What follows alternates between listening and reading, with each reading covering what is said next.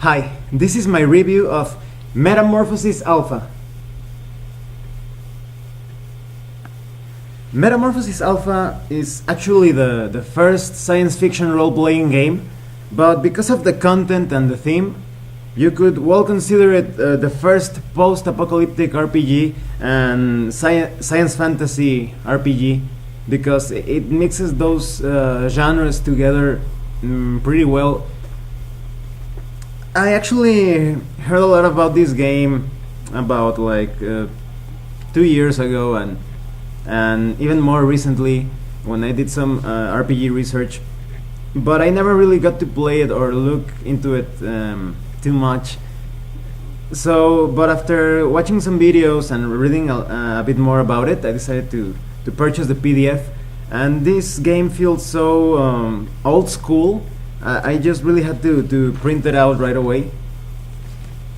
Now, there are going to be a lot of spoilers in this review because the meta plot is so, I don't know, entwined with the game mechanics that it's pretty impossible to talk about this game without talking about some of the more important plot lines or plot elements. Well, let's get started. Let's talk about the quality of the PDF. Now, this is kind of like a mixed topic, or I have mixed feelings about it, because on one hand, the organization of the PDF is terrible. It's just horrible. One of the worst organizations I have ever seen about how you can play the game and the rules and the mechanics and everything like that. But on the other hand, maybe they kept it that way to preserve it as a sort of historical memento or something, as if they wanted to communicate to the players how it was back then when this first came out a bit after Dungeons and Dragons. And well, I guess it depends on your sensibilities or tastes. Maybe you would like more organization, but for those of you that just want to, I don't know, relive that moment back in 1976, well, then you're going to love the old school organization of this PDF. And the illustrations, are pretty much the same in that sense, in that they could be considered awful because of the perspective and uninteresting angles in which they are drawn. But for those that like old school art, maybe they will really like them. The book also comes with a lot of cool small maps, because there are a lot of levels inside a spaceship. I'll talk about that in a bit. And you also get more illustrations, but as I was talking about, it depends on your on what you like, because here you can see some flaws in the perspective or the proportion of the figures. That was actually not that bad.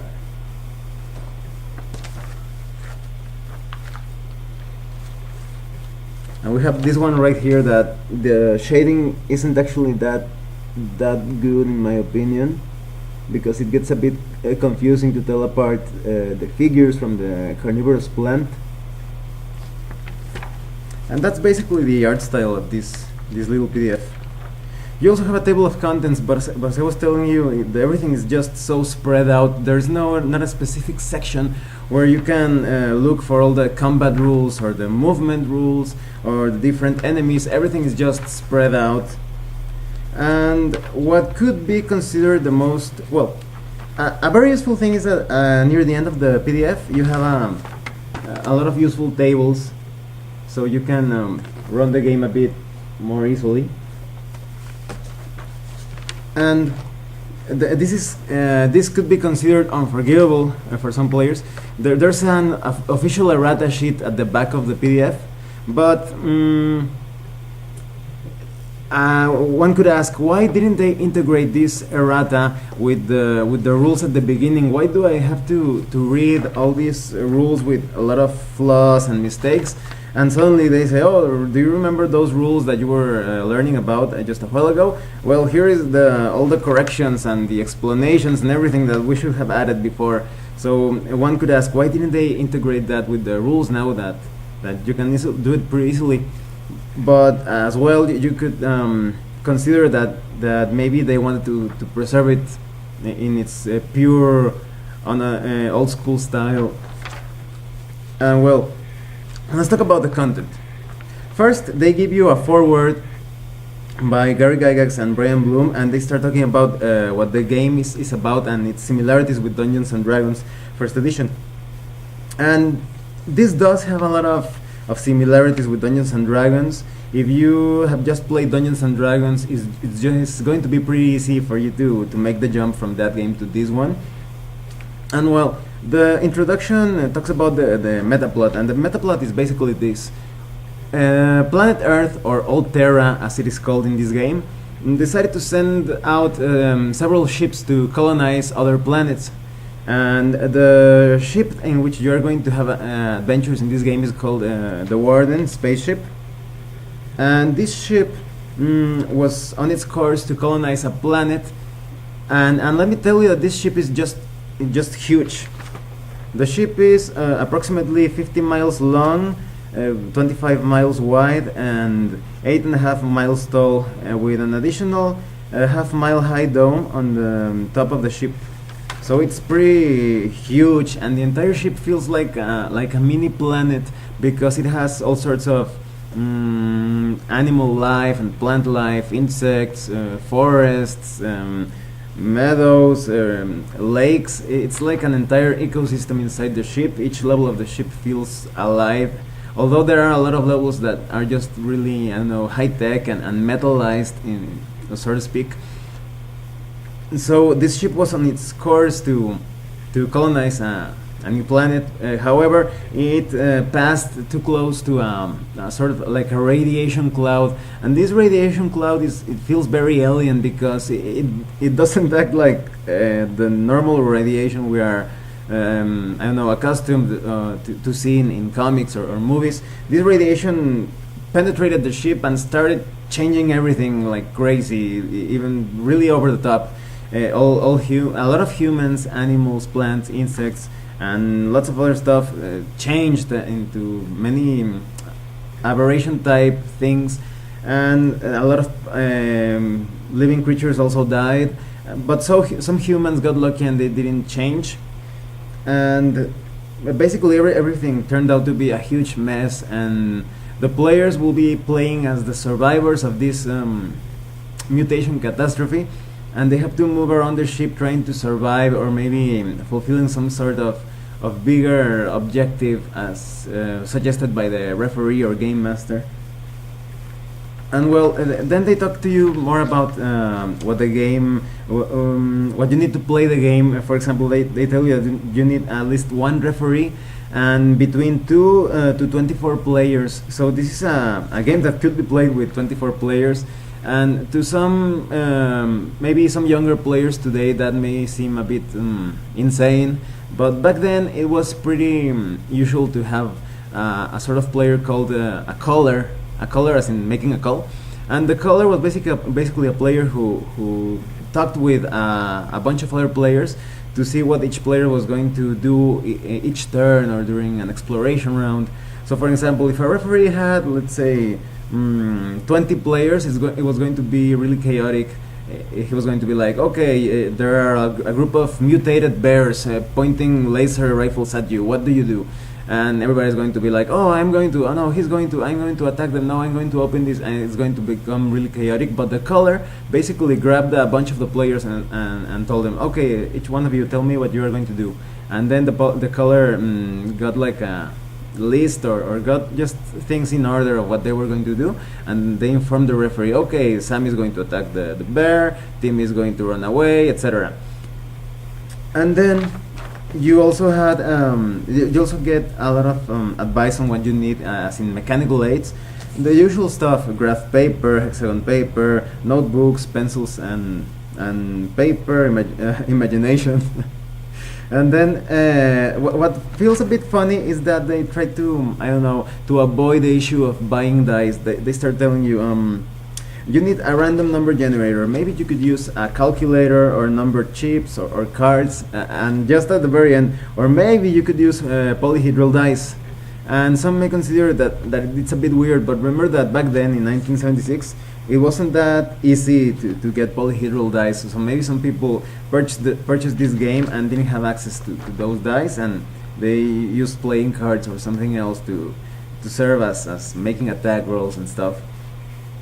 And well, as I was telling you about, the ship has 17 levels, and each level feels quite different. Not radically so in some cases, but it does have each level does have a specific feature or characteristic to it. For example, level 1 contains all the supplies of the ship, and let me tell you that each level feels really complex because it's not just the level. There are also security doors and ducts and maybe a lot of labyrinths filled with tubes and wires, and you have all sorts of things in which players can go into and explore. And as I was telling you about the level 1, you have supplies like food or raw materials, plastics, etc. But if you go down to, I don't know, level 5, you find a lot of factories, and it's very industrial, but at the same time it's surrounded by wildlife areas such as forests and valleys. And another level could be just machines and high tech, like the engines of the ship. And another level could be like an entire water supply or reservoir, and because of that, everything is divided in sort of mini continents or islands. So the ship really feels huge. There is some potential to recreate those claustrophobic scenes in, like, for example, in Aliens, where the players are moving around in ducts, in dark corridors and such. But most of the ship feels pretty open, and they tell you that it was intentional. They wanted to combat the psychological feeling of being closed in. Now you get a section with all sorts of ship devices and units, such as color bands to open different force fields and security doors, and hull monitors. You also get ecology life analyzer hand units and engineering tools to cut certain materials and operate different circuits and machinery. And you also get some things that could be used as a tool or as a weapon, maybe a sonic torch or an atomic torch. And you also get useful things such as underwater breathing lung and infrared goggles, etc. And because your characters, well, you could play it as you wanted to, but the basic premise is that your characters, maybe they just awoken from a sort of cryo sleep, awakened from a cryo sleep, but they could also be inhabitants, like from a specific village inside the ship, like a sort of, like they entered some sort of tribal state of mind, because this game takes place a lot of time after the radiation mutated the ship's inhabitants. So your player doesn't really know much about the different machinery and high-tech weaponry that is lying around all over the ship. So when you find something, a new weapon, a new device, you're going to have to figure out how it works. And then you get a section about starship equipment, but this is just all about robots and androids. And you get all sorts of types of robots, maybe a standard robot or an ecology robot, a security robot, etc. And here is something that I find to be a bit, I don't know, that works against the theme of the game. Here they tell you that all robots and androids are not programmed to hurt humans, and they are basically just there to neutralize them in a non-lethal way in case they start killing each other, etc. And I don't know, it's a lot more cooler if they have like killer robots inside the ship, so I would throw that out of the way and just create robots with all sorts of different programming. Maybe some robots want to help humans, maybe some other robots want to kill them, etc. You also get a lot of high-tech weaponry, like protein disruptor, different shields, paralysis rod, laser pistol, and well, there are a lot of high-tech weaponry here, but it's surprising that there really isn't more conventional or primitive firearms, such as I don't know, a normal a shotgun or maybe a machine gun.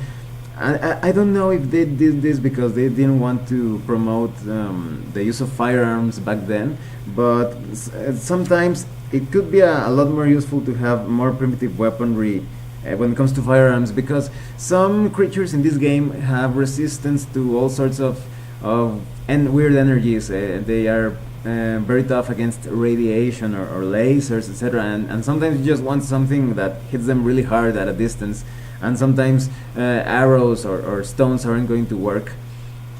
But of course, it's pretty easy for you to create your own weapons. And I forgot to mention that this ship, because of the radiation, there are a lot of contaminated places.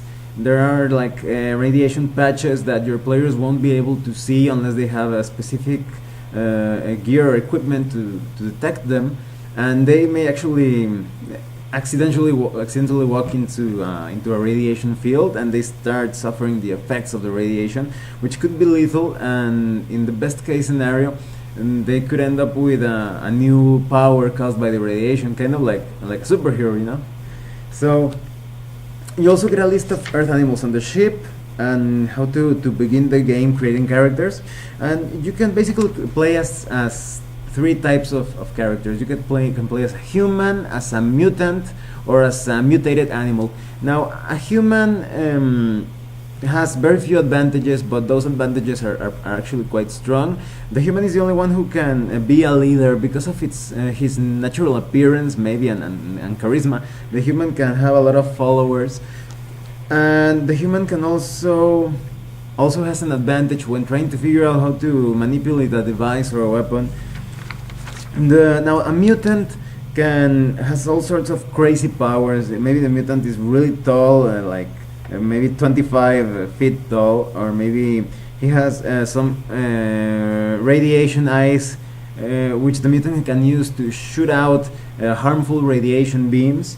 Or maybe the mutant has really tough skin, or sort of like a turtle shell on the mutant's back, and he can use it to protect himself.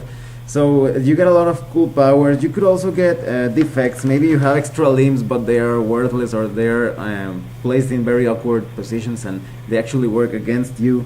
Or maybe you have a poor respiration system, etc. There are also mental mutations, which have to do a lot with psychic powers. You're going to have telekinesis and mind blasts, and you can create force fields. And you could also get mental defects, of course. Like you could become be really weak when it comes to resisting mental attacks, or maybe you have epilepsy, or maybe you have a poor dual brain. You have two brains, but one really doesn't work, and stuff like that. And if you're a mutated animal, you get 4 extra mutations that could work in your advantage, such as speed increase, teeth or fangs, etc. You also get more charts for mutations for your enemies, for the NPCs that the players are going to interact with, maybe in a hostile, or maybe, if they are lucky, a more peaceful way. And you have a list of different mutants, mutated animals, and mutated humans that you can use for those encounters. There are also a lot of mutated insects. Now, when it comes to weapons, this is a game that uses charts. You basically check your weapon class, because each type of weapon has different class. Maybe, for example, if you use a bow or a crossbow, you have a specific class. But if you use laser pistols or gas pellets, you're going to get another class, and you have to compare with the type of armor that the enemy is wearing. And this is actually a bit realistic or hard in a sense, because some enemies are going to be very well armored with I don't know, almost power armor like protection, and some weapons won't even scratch them. So this is not a game like some other role-playing games in which you have a small knife or just bare fists, and you have no supernatural abilities, but you can take on a knight in full plate armor. So this feels a bit more realistic. And you also get like a few optional ways in which you can handle long-range combat. You also get a lot of primitive weaponry like daggers, swords, axes, spears, etc. And some really high-tech melee weapons such as the vibroblade, the vibrosaw. So, as I was telling you, the weapon selection is decent, but I think they could have added machine guns, I don't know, bazookas, shotguns, etc. And movement in this game could get a bit confusing. There is a system to move on a large scale when the player characters are traveling around the ship, and there's also special movement for when you are handling things in combat rounds. But they jump all the time from one measuring system to another. Sometimes they're using miles, sometimes meters, sometimes feet, sometimes yards, and you could get a bit confused. You need to get your conversion tables ready to see what each unit equals to. You also get a lot of tables on how to distribute monsters and items, and the difficulty on understanding how each item works. You get all sorts of encounter tables, different human tribal areas, forested areas, more things about the ship's computer, if your character has relatives. There are a lot of things. This book is one of those games. It's one of those books that puts to shame a lot of modern systems, that they have like tons of fluff, but really superficial and almost worthless fluff, and they really don't give you much to work with. But this game is just 36 pages, and they have a complete system. It feels like they crammed a lot of expansions into just 36 pages, and they do it pretty well. Oh, I forgot to mention that in the quality of the PDF, the print is actually quite small. So those of you that don't have good eyesight are going to need a magnifying glass. And you also get an example of a referee moderating an adventure, and you even get two samples on how you can build each level of the ship with different encounter areas and NPCs. You also get more maps on how to build different houses and a general map of the ship, but it's a bit ambiguous. I don't know if this part right here is the front of the ship. I know the one on this side is the side of the ship, but this one feels, I don't know if it's the front or back.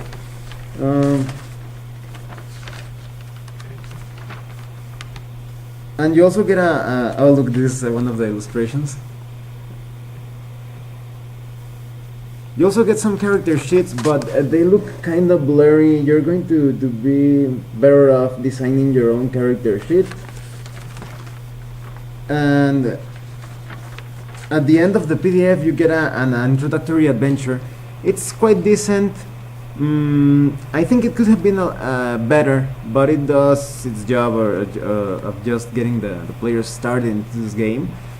And it actually has an opportunity for the player characters to get some really advanced weaponry, but only if they pay attention and think logically or with common sense, because this is what I like about old school games. They really make you feel like you are there, that you really have to pay attention to what the referee is describing. What do you see, what do you hear, what do you smell, instead of other role-playing games that sometimes you just make a roll. Oh, your character saw this or he heard that, but in old school games you really have to pay attention and be creative in which ways you interact with the environment and the NPCs. And so let me tell you what I think about this game. I think this game is a love it or hate it game, because I personally love it, but a lot of the things that I could consider positive things could be considered negative things by some people. Everything that I mentioned about the organization and the art are examples of that. And well, for example, I consider that it's a great game because it has that really I don't know, hard or oppressing feeling of trying to survive. It's really easy to die in this game. There are some opportunities to roll up new characters and get more allies, but it's not that easy, considering the entire ship is populated by probably crazy mutants.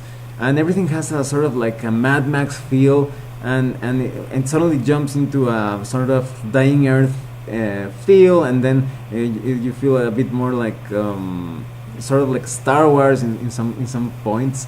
But so you have to understand how your character is going to interact, not just with the inhabitants of the ship, but with the environment. And there are so many things that can kill you: radiation, traps, etc. But this game also has a lot of loose ends and ambiguities. This point that could be considered love it or hate it, because some referees or game masters could be like, oh, I don't mind if you don't have rules for that, I'll just make something up on the fly. So, and that's part of the strength of this game. It gives a lot of freedom for the referee and the players to try new things and create simple rules when the moment comes that, oh, but you're a giant octopus suddenly grabs you. What do you do? Oh, I want to the octopus to let me go. I'm going to stab it with this knife in the eye, and you, okay, yeah, let's roll a dice, a pair of dice, and if you roll odds, you are free. If you roll even, you are not. So, but some others may want some more specific rules on that particular situation. So it's really an old school game that you can come to love and get a lot of cool adventures out of it, because of all the tables and materials to build interesting adventures and campaigns. Because with 17 levels of that ship, you could certainly last a year or more playing, just trying to survive. But if you don't like old school games, I think that you could get a bit frustrated with the difficulty of this game. So this is a game like for hardcore old school players, in my opinion. I certainly hope you give it a try, because I was pleasantly surprised. Well, if you thanks for watching my review. If you have any comments or questions, please let me know. See you later.